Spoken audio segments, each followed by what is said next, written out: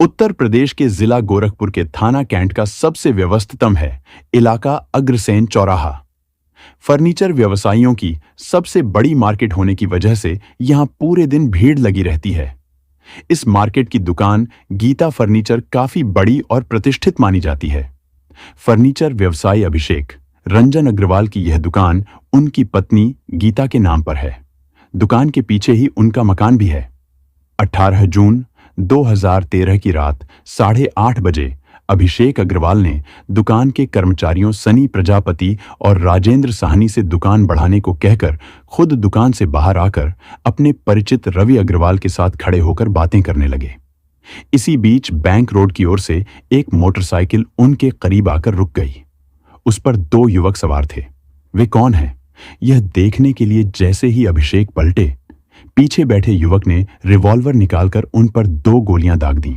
दोनों ही गोलियां उनके सिर में लगीं। गोलियां लगते ही अभिषेक जहां जमीन पर गिर गए, वहीं मोटरसाइकिल युवक भाग निकले। उनके हाथों में रिवॉल्वर थे, इसलिए कोई भी उन्हें रोकने की हिम्मत नहीं कर सका। अप्रत्याशित घटी इस घटना से जहां सभी हैरान थे, वहीं पूरी बाजार में हड़कंप सा मच गया था। दोनों नौकर पहले तो भागकर घायल होकर गिरे अभिषेक के पास आए। उन्हें तड़पता देखकर सनी जहां रवि अग्रवाल की मदद से उन्हें संभालने लगा, वहीं रविंद्र घर के अंदर की ओर घटना की सूचना देने के लिए भागा। घर के सदस्य सूचना पाकर बाहर आते, उसके पहले ही पड़ोस के दुकानदारों ने अभिषेक को एक रिक्शे पर बैठाया और पास के विंध्यवासिनी नगर स्थित स्टार नर्सिंग होम के लिए रवाना हो गए। पीछे पीछे अभिषेक के घर वाले भी अस्पताल की ओर भागे, लेकिन अभिषेक को अस्पताल ले जाने का कोई फायदा नहीं हुआ, क्योंकि अस्पताल पहुंचने के पहले ही उसकी मौत हो चुकी थी। डॉक्टरों ने देखते ही उसे मृत घोषित कर दिया था। मौत की जानकारी होते ही घर वाले बिलख बिलख कर रोने लगे। सूचना पाकर अभिषेक के तमाम परिचित भी अस्पताल पहुंच चुके थे। किसी ने घटना की सूचना फोन द्वारा पुलिस कंट्रोल रूम को दे दी थी, जहां से सूचना पाकर थाना कैंट के इंस्पेक्टर टीपी श्रीवास्तव सिपाहियों को साथ लेकर घटनास्थल पर पहुंच गए थे। वहीं से उन्होंने इस घटना की सूचना अधिकारियों को देकर खुद अस्पताल जा पहुंचे। इसके बाद वरिष्ठ पुलिस अधीक्षक शलभ माथुर, पुलिस अधीक्षक परेश पांडेय, क्षेत्राधिकारी कैंट वी के पांडेय, कोतवाली के इंस्पेक्टर ब्रजेंद्र कुमार सिंह भी वहां पहुंच गए। पुलिस ने लाश कब्जे में लेकर औपचारिक कार्रवाई निपटाने के बाद पोस्टमार्टम के लिए मेडिकल कॉलेज भिजवा दी। पुलिस ने घटनास्थल से 9 मिलीमीटर के 2 खोखे बरामद किए थे। सारी कार्रवाई निपटाने के बाद थाने लौटकर पुलिस ने मृतक अभिषेक के पिता अर्जुन कुमार अग्रवाल द्वारा दी गई तहरीर के आधार पर अभिषेक के बहनोई विवेक कुमार लाट, उसके मंझले भाई विनय कुमार लाट तथा 2 अज्ञात बदमाशों के खिलाफ अपराध संख्या 513 पर भादंवी की धारा 202B34 के तहत मुकदमा दर्ज कर लिया। मुकदमा दर्ज होने के बाद थाना कैंट पुलिस ने उसी दिन विनय कुमार लाट को उसके घर से गिरफ्तार कर लिया। थाने लाकर उससे पूछताछ की गई। पहले तो वह पुलिस को बरगलाता रहा, लेकिन वह कोई पेशेवर अपराधी तो था नहीं, इसलिए पुलिस ने जब उसके साथ थोड़ी सख्ती की तो उसे टूटते देर नहीं लगी। उसने स्वीकार कर लिया कि उसी ने सुपारी देकर किराए के हत्यारों से अभिषेक की हत्या कराई थी। विनय द्वारा अपराध स्वीकार कर लेने और हत्यारों के नाम बता देने के बाद पुलिस ने उसे अदालत में पेश किया, जहां से उसे जेल भेज दिया गया। इस मामले में नामजद दूसरा अभियुक्त विनय का भाई विवेक पहले से ही जेल में बंद था। पुलिस अन्य अभियुक्तों की तलाश में जुट गई। इस मामले में सोचने वाली बात यह थी कि आखिर बहनोई के बड़े भाई ने ही छोटे भाई के साले की हत्या क्यों कराई? अभिषेक का बहनोई जेल में क्यों बंद था? यह सब जानने के लिए हमें थोड़ा पीछे चलना होगा। गोरखपुर के थाना कैंट के रहने वाले 72 वर्षीय अर्जुन कुमार अग्रवाल ढुनमुनदास बाल मुकुंद दास इंटर कॉलेज से 30 जून 2003 को रिटायर होने के बाद अपने एकलौते बेटे अभिषेक रंजन के साथ उसके व्यवसाय में हाथ बंटाने लगे थे। उनके परिवार में पत्नी के अलावा 4 बच्चों में 3 बेटियां रश्मि, शालिनी, दिव्यता और एकलौता बेटा अभिषेक रंजन था। उनका यह बेटा तीसरे नंबर पर था। अध्यापक होने की वजह से अर्जुन कुमार खुद तो संस्कारी थे ही, उनके चारों बच्चे भी उन्हीं की तरह संस्कारी थे। अर्जुन की बड़ी बेटी रश्मि सीधी सादी, बेहद सुशील थी। उसने पंडित दीनदयाल उपाध्याय गोरखपुर विश्वविद्यालय से संस्कृत से एमए करने के बाद नेट परीक्षा भी पास कर ली थी। अर्जुन कुमार अग्रवाल के सभी बच्चे इसी तरह पढ़े लिखे थे। बायोलॉजी से प्रथम श्रेणी में बीएसएससी करने के बाद अभिषेक रंजन अग्रवाल ने पढ़ाई छोड़कर व्यवसाय की ओर कदम बढ़ाया था। अपने घर के आगे पड़ी जमीन में दुकान बनवाकर उसने फर्नीचर और हार्डवेयर का काम शुरू कर दिया था। जल्दी ही उसका यह व्यवसाय चल निकला। घर में हर तरह से खुशहाली थी। रश्मि शादी लायक हुई तो अर्जुन कुमार उसके लिए लड़का ढूंढने लगे। एक दिन अर्जुन कुमार अग्रवाल की नजर स्थानीय अखबार के शहनाई कालम में वधू चाहिए में छपे एक विज्ञापन पर पड़ी तो उन्हें लगा कि यहां बात बन सकती है। यह विज्ञापन राम स्वरूप लाट ने अपने बेटे के विवाह के लिए छपवाया था। उसमें फोन नंबर भी दिया था, इसीलिए अर्जुन कुमार अग्रवाल ने तुरंत फोन करके बात कर ली। आखिर वहां बात बन गई। जल्दी गोद भराई करके कुल 15 दिनों में अर्जुन कुमार ने अपनी बड़ी बेटी रश्मि का विवाह राम स्वरूप लाट के बेटे विवेक कुमार से कर दिया था। पहली और बड़ी बेटी का विवाह था, इसलिए अर्जुन कुमार ने अपनी हैसियत से कहीं ज्यादा इस शादी में खर्च किया था। रामस्वरूप लाट ने यह विवाह इतनी जल्दी में कराया था कि अर्जुन कुमार को मौका ही नहीं मिला था कि वह लड़के या उसके घर वालों के बारे में ठीक से पता कर पाते। बाद में जो पता चला उसके अनुसार गोरखपुर की कोतवाली के आर्यनगर के दक्षिणी हुमायूंपुर मोहल्ले के राज नर्सिंग होम के पास रहने वाले रामस्वरूप लाट ठेकेदारी करते थे। उनके परिवार में पत्नी के अलावा 4 बेटे कमलेश कुमार लाट, विनय कुमार लाट, विवेक कुमार लाट, विकास कुमार लाट तथा 3 बेटियां कमला, वंदना और एप्पुल थीं। कमलेश प्रॉपर्टी डीलिंग का काम करता था।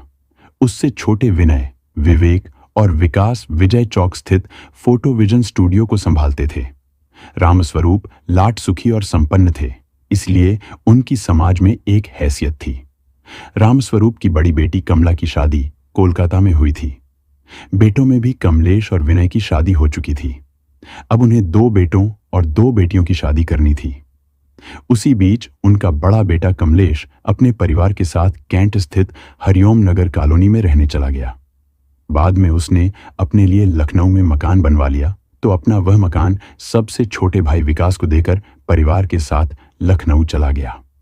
विकास उसमें रहने लगा तो विनय ने कोतवाली के विष्णु मंदिर स्थित बशारतपुर मोहल्ले में अपने लिए मकान बनवा लिया। विवेक उसकी दोनों बहनें वंदना और एप्पुल तथा माम बाप आर्यनगर स्थित पुश्तैनी मकान में एक साथ रहते थे। रहते भले ही सभी भाई अलग अलग थे, लेकिन एक दूसरे से दिल से जुड़े थे। अभिषेक को जब भी मौका मिलता बहन का हालचाल लेने उसके घर जाता रहता था। इसके अलावा विवेक का स्टूडियो अभिषेक के घर के नजदीक ही था, इसलिए साले भनोई की मुलाकात अक्सर होती रहती थी। रश्मि जब भी मायके आती खुश नजर आती, इसलिए मायके वालों को यही लगता था कि वह ससुराल में खुश है। लेकिन रश्मि की यह खुशी ऊपरी तौर पर थी, जबकि अंदर से वह बहुत दुखी थी। इसकी वजह थी पति का शराबी होना। इसमें दुख देने वाली बात यह थी कि शराब का घूंट हलक के नीचे उतरते ही विवेक किसी को भी नहीं पहचानता था, वह उसकी पत्नी की क्यों न हो। उस स्थिति में अगर रश्मि कुछ कह देती तो विवेक उसे भद्दी भद्दी गालियां तो देता ही था, पिटाई करने में भी पीछे नहीं रहता था। इसकी एक वजह यह भी थी कि विवेक की कल्पना के अनुरूप रश्मि खूबसूरत नहीं थी, इसीलिए वह उसे पत्नी नहीं मानता था। पति के इस उपेक्षित व्यवहार को रश्मि ने अपना भाग्य मान लिया था और ससुराल में उसके साथ क्या होता है मायके वालों से नहीं बताया। बात उन दिनों की है कि जब रश्मि को 7 माह का गर्भ था। नवरात्र चल रहे थे। विवेक स्टूडियो बंद करके घर पहुंचा ही था कि उसकी मां का फोन आ गया। मां उन दिनों लखनऊ में थी। विवेक ने फोन रिसीव किया तो मां ने बिना हालचाल पूछे ही कहा, कैसे कहूं, समझ में नहीं आ रहा है। कहूंगी तो कहोगे कि मेरे पत्नी के पीछे हाथ धोकर पड़ी हूं। कहो तो बात क्या है। विवेक ने कहा, तेरी पत्नी कह रही थी कि बहुओं को पीटना इस घर का रिवाज है। अब तुम ही बताओ, मैंने कब किसके साथ मारपीट की है जो मुझ पर इस तरह के आरोप लग रहे हैं। जब से सुना है कलेजे में आग लगी है। पूछ तो अपनी लुगाई से, आखिर वह चाहती क्या है। माम बेटे के बीच दरार क्यों डाल रही है। मां ने ये बातें जिस तरह कही थीं, सुनते ही विवेक की देह में आग लग गई। उसने आव देखा न ताव रश्मि पर पिल पड़ा। उसके हाथ में जो भी आया वह उसी से उसे मारता रहा। उस समय उसने यह भी नहीं सोचा कि रश्मि गर्भवती है। कहीं उल्टा सीधा चोट लग गई तो क्या होगा। आखिर इस पिटाई से रश्मि की हालत बिगड़ गई। वह चलने फिरने लायक नहीं रही। तब विवेक उसे रिक्शे पर बैठाकर ससुराल छोड़ आया। मां बाप और अभिषेक उसकी हालत देखकर दंग रह गए। ये सब कैसे हुआ? सभी पूछते रह गए, लेकिन रश्मि ने बताया नहीं। उसने झूठ बोल दिया कि पीरियड नजदीक होने की वजह से उसे कुछ तकलीफ हो गई है, जिसकी वजह से इतनी रात को यहां आ गई। मां बाप ने उसकी बातों पर ज्यादा ध्यान नहीं दिया। इसकी वजह यह थी कि उसके साथ यह सब जो हुआ था उसके बारे में उन्होंने कभी सोचा ही नहीं था। उन्होंने उसे आराम करने के लिए कह दिया। विवेक उसे छोड़कर उसी समय अपने घर लौट गया। पति ने इतना मारा पीटा था, इसके बावजूद रश्मि ने इस बात को दिल से नहीं लिया। शायद यही वजह थी कि उसने मायके वालों से सच्चाई छिपा ली थी। उसे यह भी पता था कि अगर भाई को सच्चाई का पता चल गया तो हंगामा हो जाएगा, इसलिए चुप रहने में ही सबकी भलाई है। यही सोचकर रश्मि ने इस बात को भुला दिया। 3 दिनों बाद विवेक ने फोन किया। माफी मांगते हुए उसने कहा कि उसे अपने किए पर काफी पछतावा है। इतने में ही रश्मि का दिल पसीज गया और उसने विवेक को माफ कर दिया। यही नहीं, उसके साथ वह ससुराल भी आ गई। रश्मि के ससुराल आने के बाद 2 से 4 दिनों तक घर का माहौल ठीक रहा। उसके बाद फिर पहले जैसे ही हालात हो गए। छोटी छोटी बातों को लेकर तूफान खड़ा होने लगा। विवेक पहले की तरह फिर रश्मि के साथ बदसलूकी और मारपीट करने लगा, जबकि उसे मना कर लाते समय उसने वादा किया था कि अब वह उसके साथ न बदसलूकी करेगा न मारपीट। लेकिन घर आते ही वह अपना वादा भूल गया। धीरे धीरे रोज की यही नियति बन गई। समय पर रश्मि ने बेटी को जन्म दिया, जिसका नाम श्रद्धा रखा गया। विवेक बेटी को पाकर निहाल था। उसकी एप्पल बुआ उस पर जान छिड़कती थी। वैसे तो सब कुछ ठीक रहता था, लेकिन विवेक की मां के आते ही घर का माहौल खराब हो जाता। वह उल्टा सीधा पढ़ाती तो मां के प्रेम में अंधा विवेक वही करता जो मां उसे करने को कहती। जब तक वह घर में नहीं रहती, घर में सुख चैन रहता। वैसे वह ज्यादातर बड़े बेटे बहू के साथ लखनऊ में रहती थी। श्रद्धा 2 से 3 महीने की थी। तभी एक दिन विवेक की बहन वंदना ने विवेक और रश्मि को अपने घर खाने पर बुलाया। बेटी को साथ लेकर रश्मि पति के साथ ननद के यहां पहुंची। हंसी ठिठोली के बीच विवेक बात बात में रश्मि को जलील करने लगा। रश्मि वहां तो कुछ नहीं बोली, लेकिन घर आकर वह विवेक से जलील करने की वजह पूछने लगी। विवेक ने ठीक से जवाब नहीं दिया तो इसी बात पर दोनों में नोक-झोंक हो गई। विवेक दूसरे कमरे में जाकर सो गया और रश्मि अपने कमरे में। सुबह रश्मि ने विवेक से कुछ कहा तो रात की खुन्नस निकालने के लिए वह उसकी पिटाई करने लगा। पति की इस हरकत से क्षुब्ध होकर उसी समय रश्मि बेटी को लेकर मायके आ गई।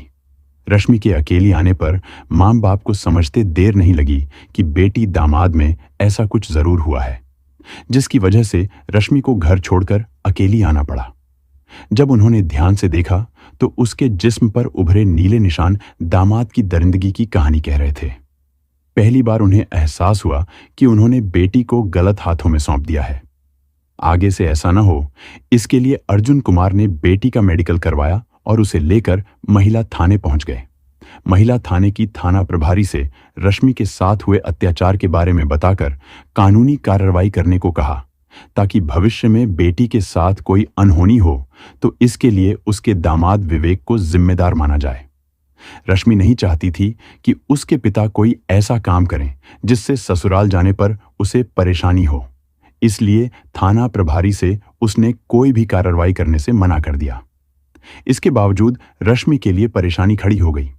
विवेक को पता चल ही गया था कि रश्मि पिता के साथ महिला थाने गई थी।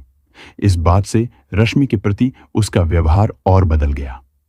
अब वह पहले से ज्यादा शराब पीकर आने लगा और रश्मि को परेशान करने लगा। इसी तरह 3 साल बीत गए। इन 3 सालों में रश्मि ने ससुराल में एक दिन भी सुख का अनुभव नहीं किया। कोई भी ऐसा दिन नहीं बीता जिस दिन पति पत्नी के बीच लड़ाई झगड़ा या मारपीट न हुई हो। शारीरिक उत्पीड़न और प्रताड़ना उसकी जिंदगी का हिस्सा बन गई थी। एक तरह से उसकी जिंदगी नरक बनकर रह गई थी। शारीरिक और मानसिक उत्पीड़न सहते सहते रश्मि पूरी तरह से टूट गई थी। जब उसकी सहन शक्ति खत्म हो गई तो ससुराल में उसके साथ क्या क्या हुआ उसने एक एक बात माम बाप को बता दी। बेटी की दुखद कहानी सुनकर माम बाप के पैरों तले से जमीन खिसक गई। वे हैरानी से बेटी का मुंह ताकते रह गए कि इतना सब कुछ हो जाने के बाद भी उसने उफ तक नहीं की। उन्होंने सपने में भी नहीं सोचा था कि नाजों से पली बढ़ी बेटी ससुराल में दुख के अंगारों पर झुलस रही है। वह ऐसे गुनाह की सजा वह काट रही है जिसे उसने कभी किया ही नहीं है। बिना वजह रश्मि को परेशान किए जाने की बात से अर्जुन कुमार और अभिषेक बहुत दुखी हुए। अब उनके पास कानून का सहारा लेने के अलावा कोई दूसरा उपाय नहीं था। इसलिए उन्होंने बेटी से दामाद द्वारा मारपीट करने की तहरीर महिला थाने में दिलवा दी। रश्मि द्वारा दी गई तहरीर ने आग में घी का काम किया। थाने की थाना प्रभारी ने विवेक को थाने बुलवाकर सबके सामने उसे इस तरह जलील किया कि वह भीगी बिल्ली बनकर रह गया। उसने सबके सामने माफी मांगी और वादा किया कि भविष्य में वह फिर कभी किसी तरह की शिकायत का मौका नहीं देगा। विवेक के घड़ियाली आंसू पर रश्मि तो पिघल गई, लेकिन उसके इस नाटक पर न तो अर्जुन और अभिषेक को यकीन हुआ, न ही थाना प्रभारी को। रश्मि के कहने पर उसके घर वाले और पुलिस उसे इस शर्त पर विवेक के साथ भेजने को राजी हुई कि भविष्य में अगर रश्मि के साथ किसी भी तरह की कोई अनहोनी होती है तो इसके लिए वही जिम्मेदार होगा। विवेक ने यह शर्त मान ली तो रश्मि को उसके साथ भेज दिया गया। रश्मि पति के साथ ससुराल आ तो गई, लेकिन इसके बाद उसे मायके वालों का मुंह देखना नसीब नहीं हुआ। विवेक का सख्त आदेश था कि वह न तो मायके जाएगी और न ही वहां फोन करेगी। यही नहीं, मायके वालों का फोन आता है तब भी वह बात नहीं करेगी। इस तरह विवेक ने ससुराल वालों से संबंध लगभग तोड़ लिए। उसे नाराजगी इस बात की थी कि ससुर और साले ने दूसरी बार पत्नी से उसकी शिकायत करा दी थी, जिसकी वजह से उसे थाने में सबके सामने जलील किया गया था। यह अपमान वह भूल नहीं पा रहा था। रश्मि ने सब कुछ भाग्य के भरोसे छोड़ दिया था। अब बेटी ही उसके लिए एकमात्र जीने का सहारा रह गई थी। उसे ही देखकर वह जी रही थी। सास ससुर ननद देवर सभी ने मुंह मोड़ लिया था। शायद उसने भी ठान लिया था कि वह वही करेगी जो भारतीय नारियां करती आई हैं। जिस इज्जत के साथ वह ब्याह कर ससुराल आई है, उसी इज्जत के साथ उसकी अर्थी ससुराल से ही उठेगी। इसी तरह 5 साल बीत गए। सन 2008 में रश्मि की छोटी बहन दिव्यता की शादी तय हुई। बेटी की शादी तय होने की बात अर्जुन कुमार ने बेटी रश्मि और दामाद विवेक को भी बताई। बहन की शादी तय होने की बात सुनकर रश्मि बहुत खुश हुई। न जाने क्या सोचकर विवेक ने रश्मि को शादी में जाने की अनुमति दे दी। यही नहीं, वह खुद भी उस शादी में शामिल हुआ। बेटी दामाद के आने से सभी को खुशी हुई। अर्जुन कुमार और उनकी पत्नी को लगा शायद अब सब ठीक हो जाएगा। इसके बाद विवेक खुद भी ससुराल आने जाने लगा और रश्मि को भी साथ ले जाने लगा। 2 बार वह रश्मि को लेकर सिंगापुर भी घूमने गया। विवेक भले ही ससुराल आने जाने लगा था और रश्मि को देश के बाहर घुमाने भी ले गया था, लेकिन रश्मि के साथ वह जो व्यवहार करता आया था उसमें कोई बदलाव नहीं आया था। वह अभी भी रश्मि को न जलील करने से चूकता था, न उसके साथ मारपीट करने में पीछे रहता था। उसमें सबसे बड़ी कमी यह थी कि वह यह भी नहीं देखता था कि पत्नी से कहां और कैसा व्यवहार किया जाए। बाप के इस व्यवहार से श्रद्धा भी दुखी रहती थी। कहने का मतलब यह था कि विवेक ने शराफत का जो चोला ओढ़ रखा था वह मात्र दिखावा था, जबकि उसकी आदत में कोई सुधार नहीं आया था। विवेक का जब मन होता वह गंदी गंदी गालियां देते हुए रश्मि की पिटाई करने लगता, जबकि रश्मि को गालियों से बहुत चिढ़ थी। ऐसे में रश्मि विरोध करती तो घर का माहौल बिगड़ जाता। मजबूरन समझदारी का परिचय देते हुए रश्मि को ही चुप होना पड़ता। मार्च महीने की बात है। रश्मि मायके आई हुई थी। उसी बीच एक दिन उसने देवर विकास और उसकी पत्नी को खाने पर अपने घर बुलाया। रात में विवेक भी आ गया। खाना खाकर विकास तो पत्नी के साथ चला गया, लेकिन विवेक ससुराल में ही रुक गया। सबके जाने के बाद विवेक सोने के लिए लेटा तो पत्नी से लाइट बंद करने को कहा। काम में व्यस्त होने की वजह से रश्मि सुन नहीं पाई, इसलिए लाइट ऑफ नहीं की। विवेक गुस्से में उठा तो शराब की खाली पड़ी बोतल उसके पैर से टकरा गई। फिर तो विवेक का गुस्सा इस कदर बढ़ा कि उसने चप्पल निकाली और रश्मि के घर में ही उसकी पिटाई करने लगा। साथ ही गंदी गंदी गालियां भी दे रहा था। हद तो तब हो गई जब गिलास में रखी शराब उसने उसके मुंह पर उड़ेल दी। इस पर रश्मि को भी गुस्सा आ गया। उसने आवाज देकर माम बाप को बुला लिया। इसके बाद उस रात विवेक से खूब झगड़ा हुआ। विवेक अकेला था, जबकि रश्मि का पूरा परिवार था। अंत में रश्मि ने ही बीच बचाव करके मामला शांत कराया। इसके बाद एक बार फिर विवेक के संबंध ससुराल वालों से खराब हो गए। इतना सब होने के बावजूद रश्मि बेटी को लेकर पति के साथ ससुराल आ गई। 3 अप्रैल 2013 की शाम 4 बजे के आसपास रश्मि ने अभिषेक को फोन करके बताया कि विवेक ने उसे और श्रद्धा को खाने की चीज में जहर मिलाकर खिला दिया है। इसके आगे वह कुछ नहीं कह पाई, क्योंकि दूसरी ओर से फोन कट गया था। शायद किसी ने फोन छीनकर काट दिया था। अभिषेक के पास सोचने का भी समय नहीं था। उसने जल्दी से गाड़ी निकाली और पिता को साथ लेकर रश्मि की ससुराल जा पहुंचा। विवेक घर में ही था, लेकिन उससे कोई बात किए बगैर बाप बेटे सीधे रश्मि के कमरे में पहुंचे। श्रद्धा और रश्मि बिस्तर पर पड़ी तड़प रही थीं। बाप बेटे ने मिलकर दोनों को गाड़ी में लिटाया और विंध्यवासिनी नगर स्थित स्टार नर्सिंग होम ले गए। दोनों का इलाज शुरू हुआ। इस बीच ससुराल का कोई भी सदस्य उन्हें देखने नहीं आया। रात करीब 11 बजे रश्मि की ननद वंदना जरूर आई। थोड़ी देर रुककर वह भी चली गई। श्रद्धा की हालत तो स्थिर रही, लेकिन रश्मि की हालत बिगड़ती गई। तब अर्जुन, कुमार और अभिषेक दोनों को वहां से डिस्चार्ज कराकर डॉक्टर मल्लन नर्सिंग होम ले गए। श्रद्धा तो जैसे तैसे बच गई, लेकिन 2 दिनों तक जिंदगी और मौत से संघर्ष करते हुए 5 अप्रैल की शाम 6 बजे रश्मि मौत से हार गई और यह दुनिया छोड़कर चली गई। रश्मि की मौत की सूचना पाकर कोतवाली पुलिस अस्पताल पहुंची और लाश को कब्जे में लेकर पोस्टमार्टम के लिए मेडिकल कॉलेज भिजवा दिया। इसके बाद श्रद्धा के बताए अनुसार अभिषेक ने कोतवाली पुलिस को जो तहरीर दी, उसके आधार पर कोतवाली पुलिस ने अपराध संख्या 139 पर भादंवी की धारा 302, 707, 498 के तहत विवेक कुमार लाट के खिलाफ मुकदमा दर्ज कर लिया। इस मामले की जांच कोतवाल प्रभारी इंस्पेक्टर ब्रजेंद्र सिंह ने स्वयं संभाली। 6 अप्रैल 2013 की सुबह ब्रजेंद्र सिंह ने विवेक कुमार को आर्यनगर स्थित उसके घर से गिरफ्तार कर लिया। पूछताछ के बाद उसी दिन उसे अदालत में पेश किया गया, जहां से उसे जेल भेज दिया गया।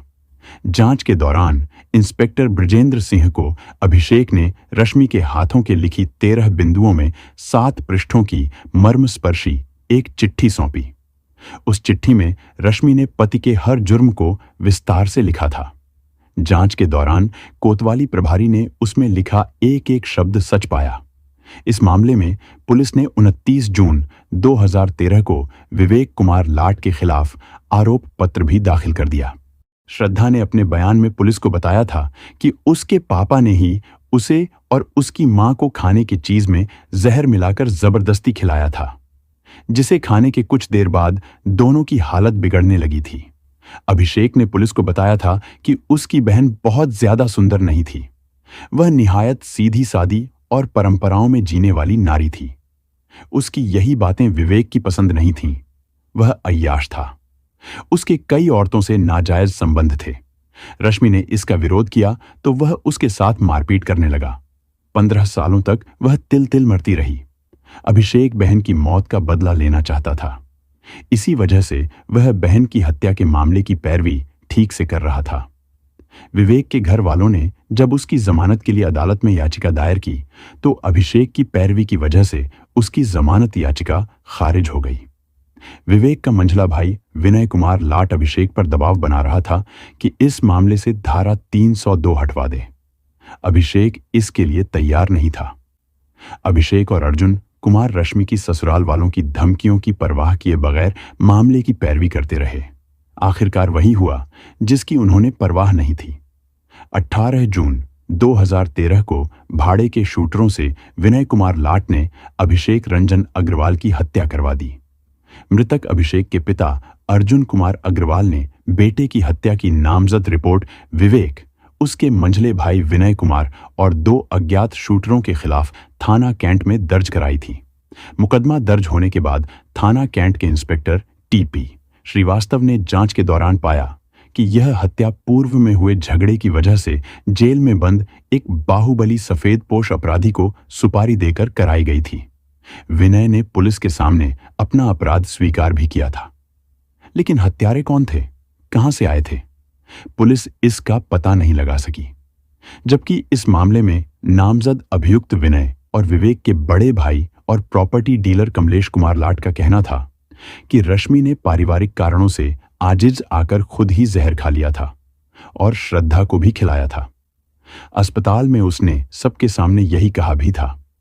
लेकिन अर्जुन कुमार और अभिषेक ने जबरदस्ती उसके निर्दोष भाई को जेल भिजवा दिया, उसकी जमानत तक नहीं होने दी।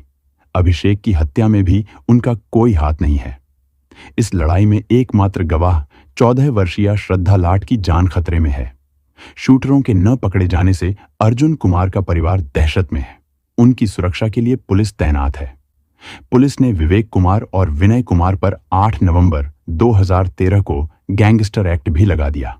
दोस्तों, इस कहानी को सुनाने का हमारा उद्देश्य किसी की भावनाओं को आहत करना, किसी को ठेस पहुंचाना या परेशान करना बिल्कुल नहीं था। हमारा उद्देश्य केवल आपको जागरूक करना, सचेत करना और सतर्क रहने के लिए प्रेरित करना है। दोस्तों, इस पूरी घटना के बारे में आपकी क्या राय है, कमेंट बॉक्स में जरूर बताएं। और अगर हमारी मेहनत पसंद आई हो तो इस वीडियो को लाइक करते हुए शेयर भी करें।